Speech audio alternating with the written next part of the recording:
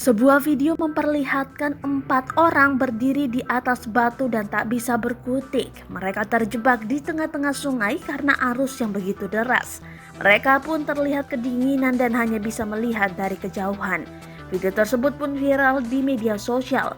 Salah satunya diunggah oleh akun Instagram @kabaraceh Senin 8 November 2021. Dari keterangan diketahui bahwa kejadian tersebut berada di objek wisata permandian Gunung Pandan, Kecamatan Tenggulun, Kabupaten Aceh Tamiang. Dari arus sungai yang deras, ternyata sedang terjadi banjir bandang. Akibatnya, banyak wisatawan yang terjebak di permandian tersebut. Keempat orang itu akhirnya ditolong oleh warga sekitar, namun 3 orang bisa terselamatkan dengan menggunakan tali, sedang satu lainnya terseret arus sungai. Hingga saat ini korban belum ditemukan.